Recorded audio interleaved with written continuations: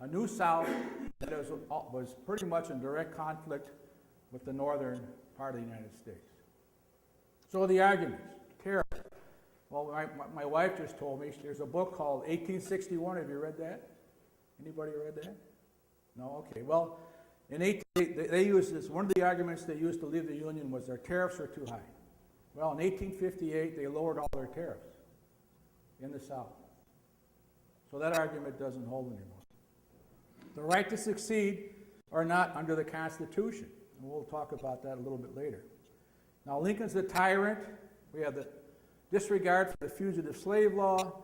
Republican Party comes to power as free soilers, and the desire to keep slavery out of any new territory.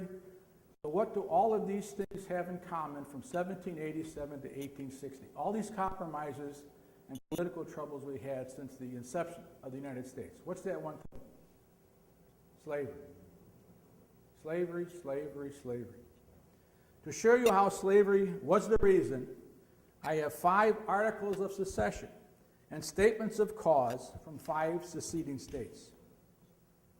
Now, under Article 4, Section 2, Article 4 of the U.S. Constitution, no person held to service or labor in one state, under the laws thereof, escaping into another, shall in consequence of any law or regulation therein be discharged from such service or labor, but shall be delivered back upon claim to the party to whom such service or labor may be due.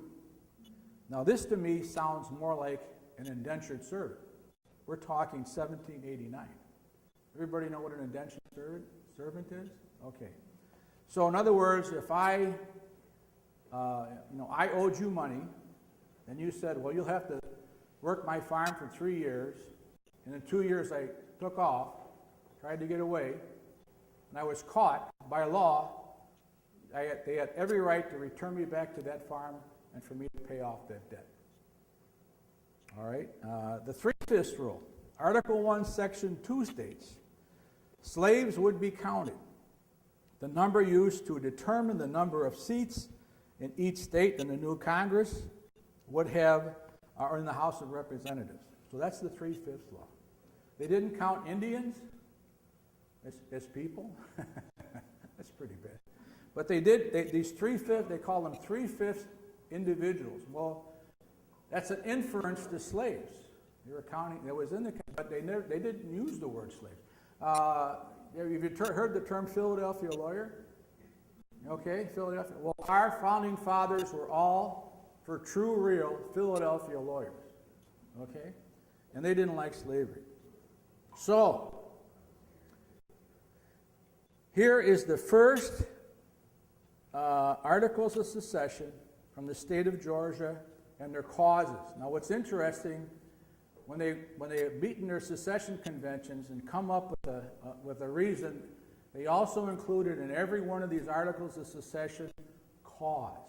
Why did they leave the Union? Why did they want to secede? From Georgia, for the last 10 years, we have had numerous and serious causes of complaint against our non-slave-holding Confederate states with reference to the subject of African slavery. They have endeavored to weaken our security, to disturb our domestic peace and tranquility, and persistently refuse to comply with their express constitutional obligations to us, fugitive slave law, in reference to their property, to our property, and by the use of their power in the federal government, the new Republican Party, have striven to deprive us of an equal enjoyment of the common territories of the Republic. In other words, the Republican Party says slavery will not be expanded into the new territories.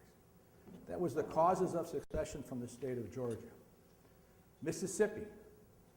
Our position is thoroughly identified with the institution of slavery, the greatest material interest of the world. Its labor supplies the product which constitutes by far the largest and most important portions of commerce on this earth, cotton. These products are peculiar to the climate verging on the tropical regions, and by an imperious law of nature, none but the black race can bear exposure to the tropical sun of South Carolina or Mississippi, etc., or Florida. These products have become necessities to the world, and a blow at slavery is a blow to commerce and civilization as we know it. That blow has been aimed at this institution and was at the point of reaching its consummation with the election of Abraham Lincoln. There was no choice left to us but submission to the mandates of abolition, a dissolution of the Union whose principles have been subverted to work out our ruin. These people are serious. South Carolina. What was that? I think it was Pruitt or Jewett. He said that South Carolina, it's too small to be a republic and too big to be an insane asylum. All right? South Carolina, but this is one of their own Southerners. This was a guy who owned slaves. It says, but an increasing hostility on the part of the non-slaveholding states to the institution of slavery has led to a disregard of their obligations, and the laws of the general government have ceased to affect the objects of the Constitution of the United States.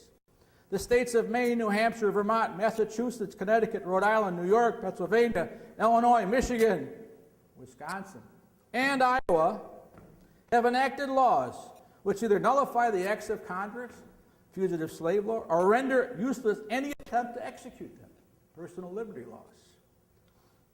In many of these states, the fugitive is discharged from service or labor claimed.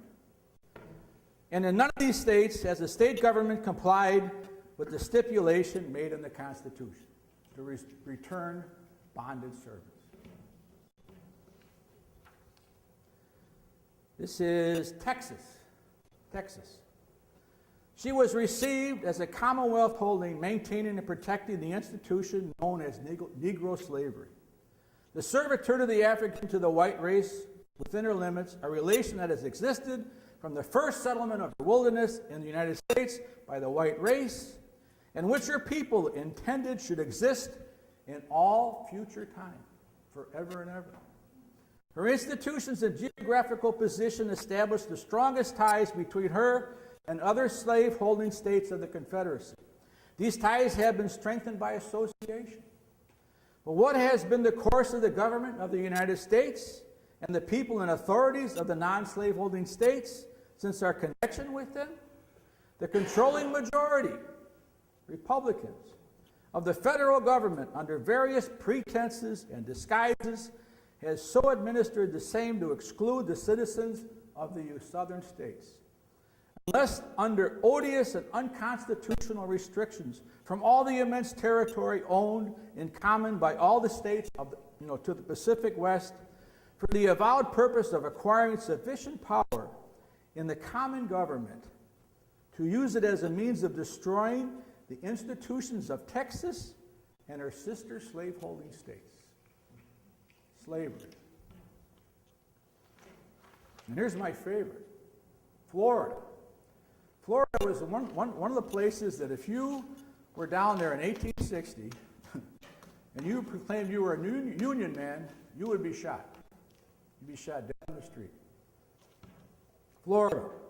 A president, Mr. Lincoln, has recently been elected, an obscure and illiterate man without experience in public affairs or any general reputation, mainly, if not exclusively, on account of a settled and often proclaimed hostility to our institutions and a fixed purpose to abolish them, which is not true. It is denied it is the purpose of the party soon to enter into possession of the powers of the federal government to abolish slavery by any direct legislative set. This has never been charged by anyone, but it has been announced by all the leading men and presses of the party that the ultimate accomplishment of this result is its settled purpose and great central principle, that no more slave states shall be admitted into the Confederacy, and that the slaves from their rapid increase, the highest evidence of the humanity of their owners, will become valueless. Our slaves will be worthless. So, that's 5 states. The rest of them all sound like this. Now, am I saying do I hate the southern states? No. No, I mean, and the Southern War was the most tragic event in American history in terms of lives lost and treasure, the American Civil War of 1861, 1865. But when we have a revisionist history that says Lincoln was a tyrant, that the Civil War is not fought because of slavery, ladies and gentlemen, they put it in their causes of secession. So slavery was one of the biggest issues, or was the issue, going back to 1787, that plagued this country. And what Lincoln said, the house divided cannot stand. What Senator Wade of Ohio said, it's either all or nothing. And if we apply it today to laws in the United States, there are certain laws that are passed that we say we don't like, and there are certain laws that we would say we would like to have, but have not passed.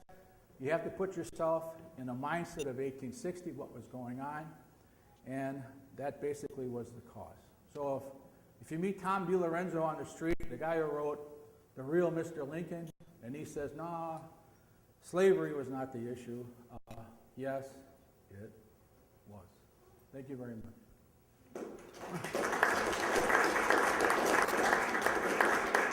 Yes.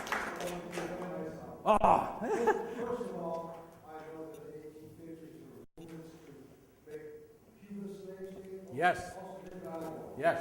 You guys being the way I'm talking, the revolutionary Mr. Walker. Mr. Walker. But anyhow, he got hunted down with Honduras, I mean, that's huge. But when you say, I see that line thing about slavery, but you say that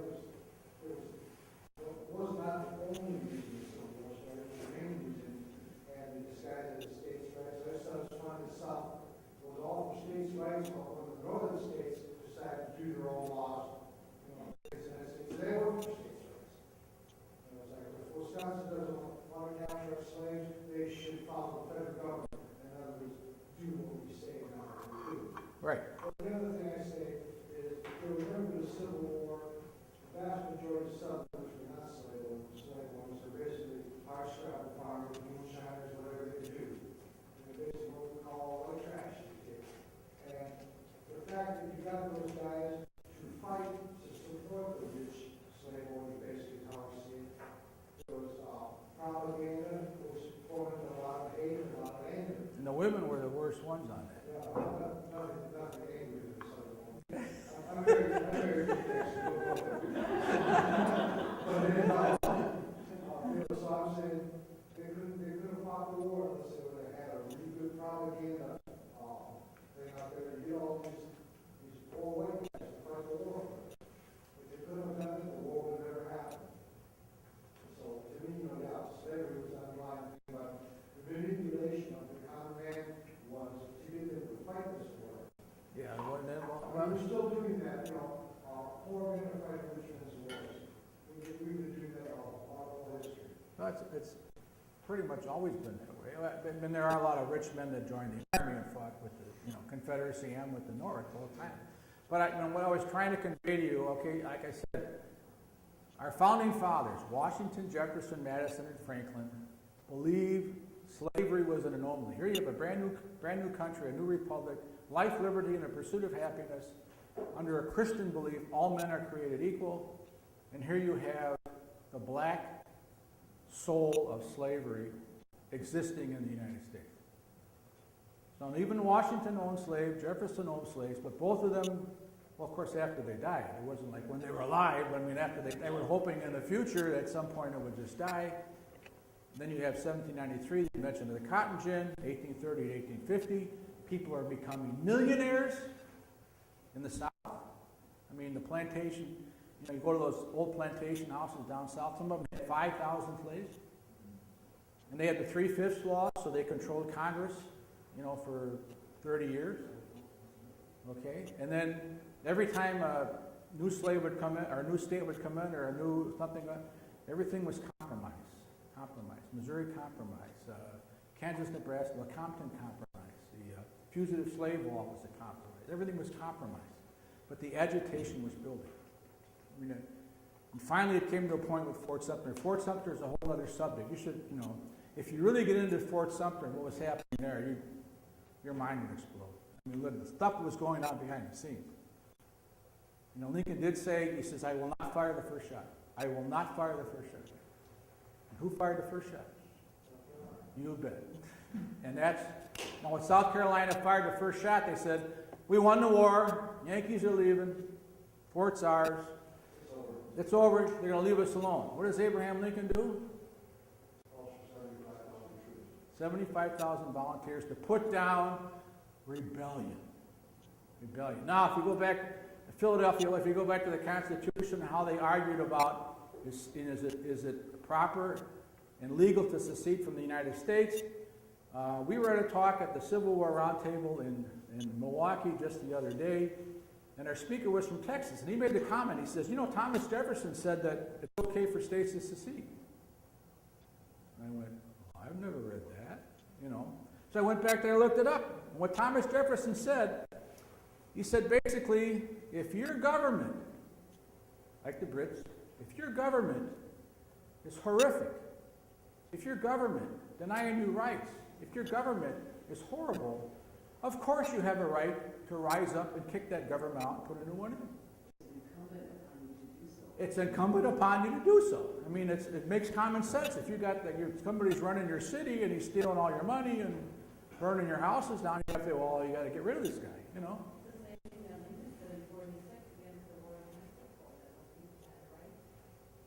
The Mexicans? Yeah, well, the Mexican War was very unpopular. So was the War of 1812. Did you know that in 1814, New Hampshire wanted to secede from the Union? Did you know in 1832, South Carolina wanted to secede from the Union? 1850, Massachusetts wanted to secede from the Union? Well, there's moving to Wisconsin right now to secede. Well, okay, but I mean, you know, so that's, how do you talk? Well, yeah, you know, but you know, they were alive then, we're alive now. And we talk about it now. We say like, wow, you know, we should leave that. We should leave that. Let the federal government, or in let's say like Illinois. Illinois says, let Chicago be their own state, and the rest of the state will be ours. You know, that's the well. This was the same conversation they were having in 1860. You mentioned the number of missionaries increasing in the South, and slavery into the Yes. economically viable. And you mentioned that there's still very few true missionaries, most of them are hard-starved farmers. It's an interesting fact that at the beginning of the Civil War, there was more money on deposit in the banks in the state of Massachusetts than there was in the entire South combined. That's true, and I didn't bring that up, but it's true. Did you know that the hay crop, hay, which you feed horses with, you know, throw on the bottom of your barn, the hay crop in the northern states was worth, if I remember properly, like $138 million.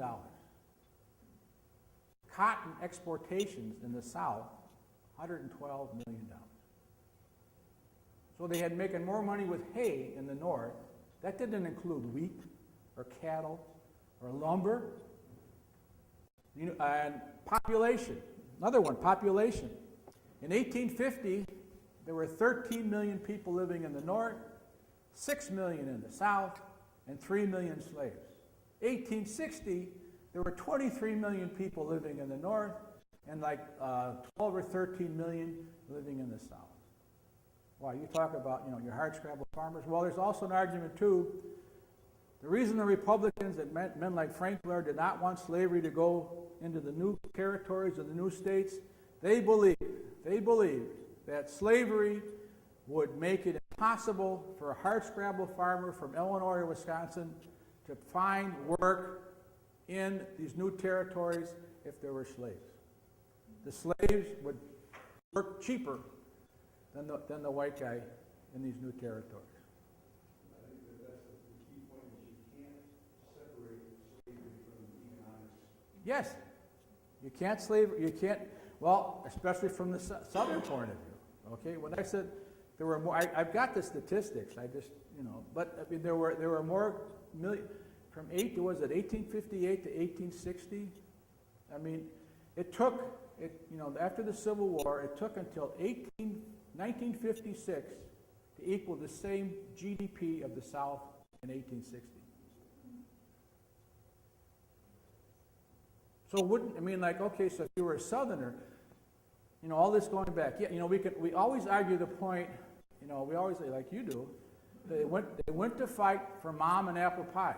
Their state was being invaded by Yankees, by aggressors, and we didn't know what they were going to do. They're going to burn our cities. They're going to take our cattle. They're going to, you know, everything. So, I mean, if I was Johnny Appleseed living in Tennessee, I'd go, well, give me a gun. I'm going, you know. But you don't think it ever entered in their mind later on in the war that they were fighting for slavery? That never entered their head? You know, maybe not initially, but as the war went on. Well, you actually had a shift in the North also. An average Union soldier, he was fighting to free the slaves here. Right, he was fighting to save the Union. Save the Union. Right. As time and a half went on. Time and a half went on. So, you know, you saw the movie Lincoln, and they probably trying to get the Emancipation Proclamation passed. Yeah, so the whole point of my presentation tonight was basically that the main reason, like you said, going back to 1787 was the issue of slavery in the United States. It always entered the conversation. And then the South says, like, we had the right to secede. To what? To keep slavery in perpetuity? I didn't say that right. Perpetuity, to keep slavery forever? Can you imagine? It's 2014. Would there still be slaves in Mississippi in 2014? Slavery was horrible. We were talking at the dinner table with Dale about, you know, I says, okay, let's just say, how many of you got grandchildren or children, 12, 15-year-old? Can you imagine somebody coming to your house, taking your 15-year-old son and saying, well, we're going to take him over here, he's going to work in a restaurant for the rest of his life, not make a cent. You can't vote, can't do anything. Because, you know, and because he's black, it's okay. You know, so you know, slavery was bad. It was not a good thing. Well, they have to go up to somebody and say, no, you're not a person, you're property.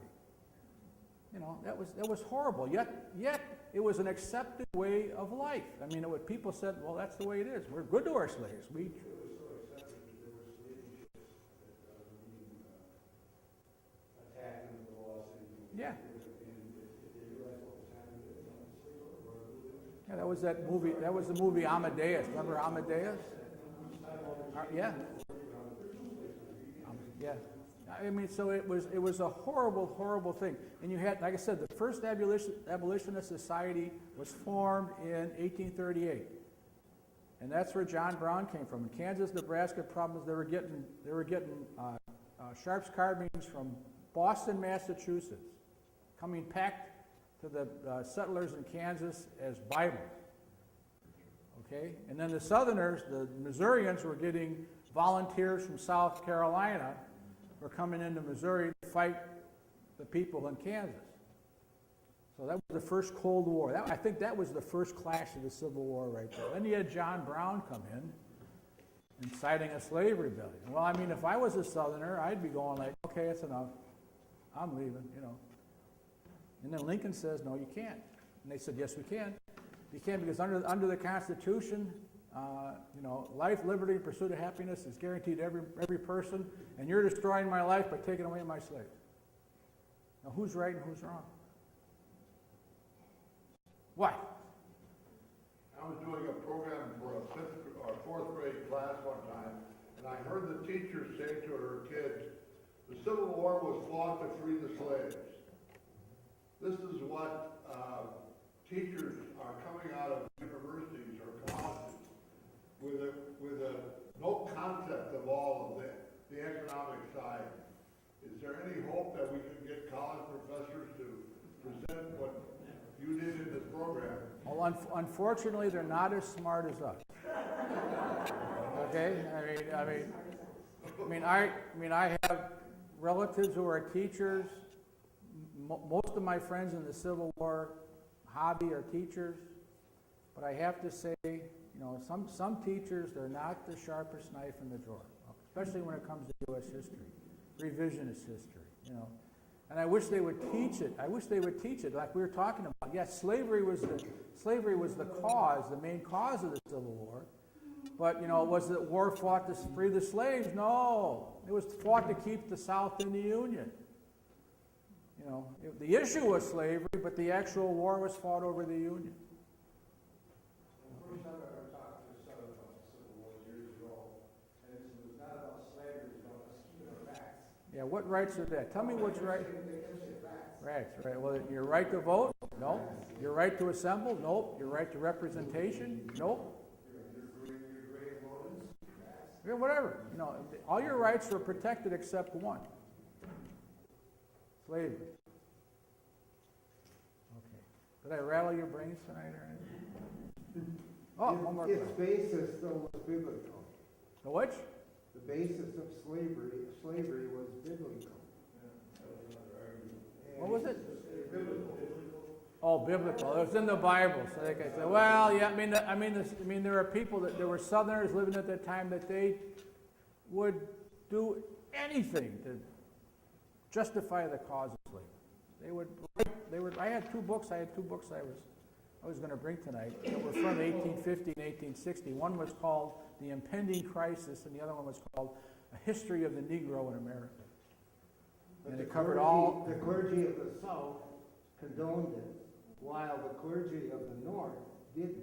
There's a book out. What's the priest's name? They wrote the book about the split between the Methodists, North and South, from They were Chicago. both Methodists.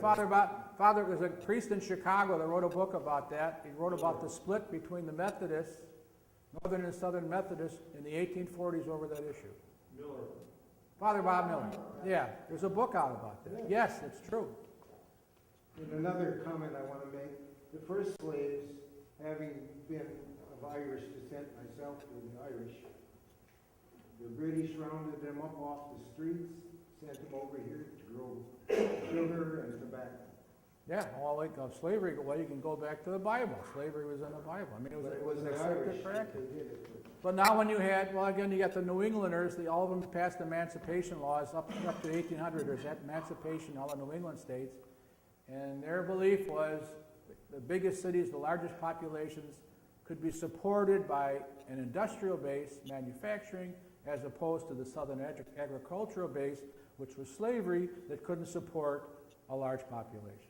So which was better? Did you want more people living, working in factories up north and having a better life, middle class, or did you want a plantation aristocracy in the south? That's another argument. I mean, there's 1,000 arguments about it.